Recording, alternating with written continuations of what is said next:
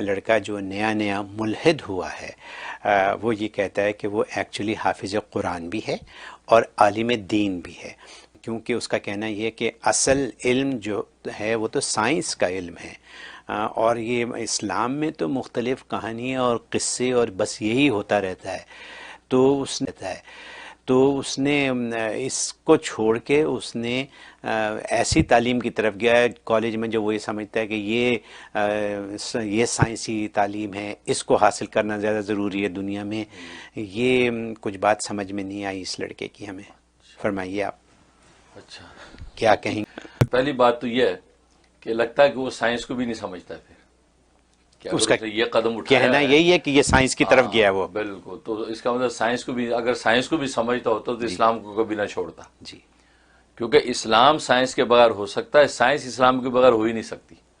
اچھا، تو اس لیے اگر اس کو یہ غلط فہمی ہوئی، وہ غلط فہمی میرے خیال اس لیے ہوئی کہ اصل میں وہ پورا عالم دین بنا بھی تو کہاں ہے، جی 2 سال پہلے چھوڑ دیا، لیکن یہ تو 2 سال پورے کیے نہیں، اس نے پورا عالم بن جاتا، علم کی آخری منزل طے کر جاتا، سرٹیفائڈ ہوتا، پھر دیکھتے، پھر اس کو جو اللہ تبارک و تعالی جو شرح صدر عطا کرتا، پھر اس کو پتہ کہ یار اسلام کیا اور سائنس کیا ہے۔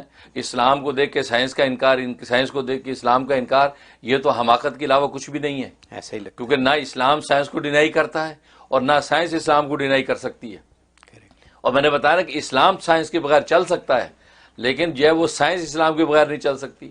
تو اسے 2 سال پہلے مدرسہ چھوڑ گیا، تو اس لیے آخری منزل تو آخری سیڑھی طے کی نہیں، تو چھت پہ کیا تھا وہ تو دیکھا ہی نہیں اس نے، 2 سیڑھیاں پہلے ہی نیچے گر گیا، تو وہ کہاں اسلام سمجھ سکتا ہے؟ لہذا اس کی بات یہ اتھینٹک ہو ہی نہیں سکتی کہ وہ یہ کہے کہ میں نے اسلام کو سمجھ لیا، کہانیوں کے علاوہ کچھ بھی نہیں ہے۔ اور پھر دوسری بات یہ ہے کہ اصل میں بات یہ ہے کہ اگر وہ حافظ قرآن ہے جیسے وہ دعویٰ کر رہا ہے، اس نے لکھا ہے تو سورۃ بقرہ کی آیت نمبر 260، جس میں حضرت ابراہیم علیہ الصلوۃ والسلام اللہ تبارک و تعالی سے بات کر رہے ہیں، اور اللہ تبارک و تعالی سے کہہ رہے ہیں کہ ربی ارینی کیف تحیی الموتیٰ، اے آپ مجھے ذرا دکھائیے آپ مردوں کو زندہ کیسے کرتے ہیں۔ اگر یہ 260 نمبر آیت کو اچھی طرح مطالعہ کر لے تو اس کو اسلام بھی سمجھ میں آ جائے گا، سائنس بھی سمجھ میں آ جائے گی۔ کیوں؟ اس لیے کہ اس میں اللہ تبارک و تعالی جو جواب دیا حضرت ابراہیم کو، اولم تؤمن، کیا تجھے ایمان نہیں ہے اس بات پہ کہ میں مردے زندہ کر سکتا ہوں؟ تو علیہ الصلوۃ والسلام فرمایا بلا شبہ مجھے ایمان ہے کہ آپ مردے زندہ کر سکتے ہیں، ولیکن لیطمئن قلبی، لیکن دل کا اطمینان چاہتا ہوں، مشاہدہ چاہتا ہوں، آنکھوں سے دیکھنا چاہتا ہوں، ٹھیک ہے نا؟ تو گویا کہ اولم تؤمن جو ہے یہ اسلام بول رہا ہے، ولیکن لیطمئن قلبی یہ سائنس ہے، کیونکہ شاید سائنس جو ہے مشاہدات پر گفتگو کرتی ہے، جو سامنے ویزیبل چیزیں، یہ سائنس اس کا نام ہے، مشاہدات کا نام ہے۔ اور اسلام جو کس کا نام؟ علم بالغیب کا نام ہے، ایمان بالغیب کا نام ہے، مغیبات پر گفتگو کرتی ہے، کیونکہ 2 الگ الگ چیز، ایک مغیبات ہے غیب کی چیز، غیب کے پردے میں، ان پر یقین کرنا یہ ہے اسلام، ٹھیک؟ جیسے اللہ نے تبارک و تعالی ابراہیم سے کہا اولم تؤمن، کیا تجھے ایمان نہیں میں زندہ کر سکتا ہوں؟ کہ جی بالکل ایمان ہے، بس یہ ایمان، یہ اسلام ہے۔ اب آگے جو انہوں نے بات کی کہ میں آنکھوں سے دیکھ کے اطمینان کرنا چاہتا ہوں، یہ سائنس ہے۔ کیا آپ مشاہدہ کرنا چاہتے ہیں؟ اللہ نے مشاہدہ کرا دیا، کر لیا، اچھا ایسے مردے زندہ ہوتے ہیں، پورا آگے طریقہ بتایا۔ تو اس آیت میں اللہ تبارک و تعالی اسلام سائنس دونوں کٹھی کر دی ہیں۔ اگر وہ حافظ قرآن ہے تو یہ آیت پڑھ کے وہ نہ اسلام کو چھوڑے نہ سائنس کو چھوڑے، دونوں ہاتھ میں رکھے، اور اگر سائنس نہ بھی اختیار کرے تو اللہ تبارک و تعالی نے جتنا پوچھا تھا اولم تؤمن، یہ اسلام ہے، تو نجات اس پہ ہو جاتی ہے، نجات اس پہ ہو جاتی ہے۔ وہ تو ایک ایکسٹرا نفع ہے مشاہدہ۔ اور آپ نے دیکھا کہ اللہ تبارک و تعالی نے مشاہدہ ابراہیم علیہ الصلوۃ والسلام کو کروایا، صرف ہر ایک کو نہیں کروایا۔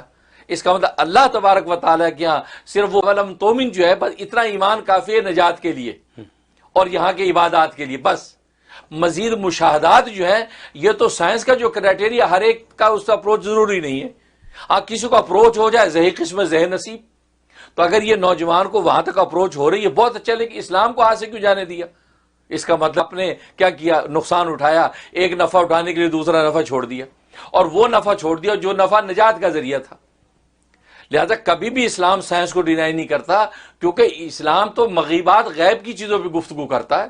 یؤمنون بالغیب، جو قرآن نے کہا کہ یہ ایمان رکھتے ہیں غیب پر، تو غیب کے پردے میں رکھ کے اللہ تبارک و تعالیٰ ٹیسٹ لیتے ہیں کہ کون یہ مخبر صادق یعنی انبیاء کرام علیہ الصلوۃ والسلام کی بات پر یقین کر کے ماننے والا ہے، قبر کے عذاب کو، جنت کو، دوزخ کو، یہ علم الیقین جس کو کہتے ہیں، یہ ایمان اور اسلام ہے۔ اور یہ سائنس وہ تو مشاہدات پر گفتگو کرتے ہیں، تجربات کے بعد ایک نتیجے پہ پہنچتی ہے، تو مشاہدات پر ایک علم کام کر رہا ہے، مغیبات پر دوسرا علم کام کر رہا ہے، تو دونوں تو الگ الگ ڈائریکشن پہ اپنا کام کر رہے ہیں، ان کا آپس میں تو ٹکراؤ نہیں ہے۔ تو یہ تو حماقت ہے ان لوگوں کی جو اسلام اور سائنس کو آپس میں ٹکراتے ہیں، کیونکہ سائنس تو مشاہدے پر بات کرتی ہے، غیب پہ بات نہیں کرتی۔ اس لیے اس لڑکے نے جو بہت بڑی مسٹیک کی ہے، لہٰذا اس کو اپنی نظر ثانی کرنی چاہیے اپنے رویے پہ، کہ اس نے اسلام کو، کیونکہ سائنس کی وجہ سے اسلام چھوڑنا اس کی حماقت ہے، کیونکہ سائنس بغیر اسلام کی ہو ہی نہیں سکتی ہے۔ تو لہٰذا اس لیے اسلام پر اس کو تنقید کی اور کہا کہ کہانیاں نہیں کر رہا ہوں، اس میں پورا قصہ ہے۔ تو آپ کہیں گے یہ کہانی ہے؟ کہانی نہیں بھائی، اس آیت نے تو اسلام اور سائنس آپ کو واضح کر دی ہے، ایک بات۔ اور دوسری بات یہ ہے کہ سائنسی جو تحقیقات ہیں یہ انسانی سٹرگل کا نتیجہ ہے۔ وہاں پر اس آیت میں تو اللہ تبارک و تعالیٰ نے خود دکھایا کہ کیسے مردے زندہ ہوتے ہیں، لیکن سائنسدان تو اپنی عقل و فہم اور اللہ تبارک و تعالیٰ کی ایک رہنمائی الہام کے نتیجے میں مختلف چیزیں جوڑ کے چیزیں بناتا ہے، اور وہ سب را میٹیریل اللہ نے پیدا کیا ہے۔ ایسا ہی ہے، جس اللہ نے اسلام بھیجا اسی اللہ نے سارا را میٹیریل پیدا کیا ہے، اس کو جوڑ توڑ کر کے یہ سائنس چیز کھڑی کرتا ہے، اسمبل کرتا ہے۔ تو اسمبل کرنے والا باکمال نہیں ہے، اور را میٹیریل بھیجنے والا باکمال ہے، اصل تو وہ ہے۔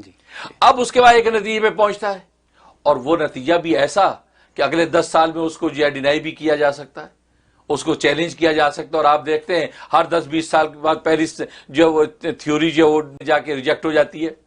اب ڈارون کا نظریہ لے لیں، ایک وقت ڈارون کے نظریے کو توتی بولتا تھا، اور یار ڈارون کے نظریے پہ لوگ ہنستے ہیں کہ یار کیا بات کر رہے ہو، انسان پہلے بندر تھا۔ تو یہ جو پلٹیاں کھاتی ہے سائنس، اس لیے کھاتی ہے کہ انسان اپنی ناقص عقل کے نتیجے میں وہ سائنس کو خدا بنا بیٹھتا ہے، حالانکہ اللہ نے سائنس اس لیے نہیں اتاری اب اس کو خدا بنائے۔ اللہ نے یہ کہا تھا ہاں یہ بھی تمہاری ضرورت کا طریقہ ہے، آپ اس میں آگے بڑھیں۔ اس سے مقصد کیا تھا؟ مقصد یہ تھا اس میں مشاہدے میں چیزیں آنے کے بعد اسلام اور ایمان پر اور پختہ ہو جائیں آپ۔ میں اس کی چھوٹی سی مثال دیتا ہوں۔ نبی کریم صلی اللہ علیہ وسلم نے ارشاد فرمایا کہ جزام کا ایک کوڑی کا مرض جو ہوتا ہے نا، جس کو کوڑ ہو جائے، تو نبی نے فرمایا کہ فرا من المظلوم فرارک کالاسد ہے۔ تو فرمایا کہ یہ جو کوڑی ہے نا، اس کوڑ کے مریض سے یوں بھاگو جیسے شیر سے بھاگتے ہو، مطلب اس سے دور رہو، اس کے نزدیک نہ جاؤ، کیونکہ اگر جاؤ گے کہیں تمہیں نہ لگ جائے، مطلب یہ فرمایا۔ اب آج سائنسدانوں میں غالباً جرمن کے اندر کسی دور میں تحقیق ہوئی کہ یار مسلمانوں کے پروفٹ نے یہ اسد کا نام کیوں، شیر کا نام کیوں لیا؟ حالانکہ آدمی سانپ کو دیکھ کے بھی بھاگتا ہے، چیتے کو بھی دیکھ، اور کتنے درندے جن کو دیکھ کے بھاگتا ہے، لیکن یہ جو اسد یعنی لائن کا لفظ ذکر کیا، یہ شیر کا لفظ کیوں ذکر کیا؟ تو آج جب سائنس نے ترقی کی اور خوردبینیں دنیا میں آئیں، تو انہوں نے اس کوڑی جو ہے اس کے وہ جراثیم لیے، وہ جراثیم لے کے اس کی بایوپسی کی جو بھی ہے اس کو دیکھا، تو اس کے اندر جو اس کے جراثیم، ان کی شکل شیروں جیسی تھی، شیروں جیسی پھر رہے۔ اچھا، وہ کہتے ہیں کہ وہ ڈاکٹر حیران ہو گیا کہ یار ان کے نبی نے 1400 سال پہلے یہ بات کہہ دی تھی کہ ایسے بھاگو جیسے شیر سے بھاگتے ہو۔ ہم حیران تھے یار بھاگتا انسان سانپ سے بھی ہے، سانپ کا ذکر کیوں نہیں کیا؟ تو پتہ چلا کہ وہ اصل میں وہ جراثیم جو ہے ان کی شکلیں شیروں جیسی۔ دیکھو اللہ کے نبی نے تو اللہ تبارک و تعالیٰ کی وحی و ہدایت کے نتیجے میں وہ لفظ یوز کر کے اشارہ کر دیے جراثیم شیر جیسے ہیں۔ تو یہ ہے اسلام۔ اس لیے سائنس جو ہے نا، یہ ایسی چیزیں پروو کر کے آپ اسلام کو مضبوط کرتی ہے، اور آپ کی نالائقی یہ ہے آپ سائنس کو لے کے اسلام چھوڑ رہے ہیں۔ یہ تو آپ کی بیوقوفی ہے، بہت بڑی حماقت کی ہے کہ سائنس کے نام پہ اسلام چھوڑ دیا۔ نہیں بھئی، آپ اس سائنسی تحقیقات کے نتیجے میں، اور پھر سب سے بڑی ابھی تازہ بات ہے، کورونا وائرس چائنا میں پھیلا ہے، ان سے بڑے سائنسدان کون ہے دنیا میں؟ ان سے بڑی سائنس کہاں ہے؟ کورونا وائرس کیوں قابو میں نہیں آ رہا؟ اور وہی کورونا وائرس، وہی چائنا کے صدر مسجد میں آ کے دعائیں کرا رہے ہیں، مانوں کو ڈھونڈ رہے ہیں، اور حیران ہو کے کہتے ہیں یار تم لوگ کیا کھاتے ہو؟ کورونا وائرس آپ کو اٹیک نہیں کر رہا، یار تمہیں کچھ نہیں ہوا۔ ایون یہاں امریکہ کے اندر بھی کتنے مسلمانوں کو یہ چائنا ٹاؤن میں ملے کہ یار آپ کو کچھ نہیں ہوتا۔ یار کیا مطلب؟ کہاں گئی سائنس آپ کی؟ اس کا مطلب ہے کہ اللہ تبارک و تعالیٰ کا اسلام اور ایمان یہ اصل طاقت ہے، اسلام اور ایمان یہ اصل طاقت ہے۔ تو وہ صاحب یہ کرونا وائرس کے اٹیک کوئی دیکھ لیں تو ساری سائنس ٹیکنالوجی چائنا کی فیل نظر آتی ہے، اور وہ مسجدوں میں آ کے جو دعائیں کراتے پھرتے ہیں، پریزیڈنٹ چائنا کا دعائیں کراتا پھرتا ہے، اور جو ڈاکٹر ہے وہ خود پوچھ رہا ہے کہ یار مسلمانوں کا پروفٹ کہاں رہتا ہے، میں اسے ملنا چاہتا ہوں، کیونکہ اس نے کھانے پینے کا جو پورا مینیو بنایا ہے کمال کر دیا یار۔ اس مینیو کے اندر کوئی ایسی چیز نہیں ہے جس سے کورونا وائرس پیدا ہو، یار اس کو 14 سال پہلے کیسے پتا لگ گیا، مجھے اس سے ملنا ہے۔ تو یہ اس لیے اس نوجوان کو چاہیے یہ اسلام کو اب اور جو ہے کہتے دونوں ہاتھوں سے تھام لے کہ ہاں سائنس بھی پڑھے، ہم سے ہٹے نہ، کیوں کہ اسلام جو ہے وہ سائنس اسلام کے بغیر کچھ بھی نہیں ہے، اور اسلام اور پختہ ہوگا تمہاری سائنس کے ذریعے سے۔ اور تمہاری نالاقی یہ ہے کہ آپ نے سائنس پکڑ کے اسلام کو چھوڑ دیا، اس کو کہانیاں بنا کے اس کا مذاق اڑا رہے ہیں۔ لہٰذا وہ حافظ بھی ہے تو 260 نمبر آیت جو ہے وہ سورہ بقرہ کی مطالعہ کرے، اس کو اولم تؤمن میں اسلام اور ایمان نظر، اور ولا کے لیے یطمئن قلبی میں سائنس نظر آئے گی۔ دونوں چیزیں ساتھ ساتھ چل رہی ہیں، اور اللہ تبارک و تعالیٰ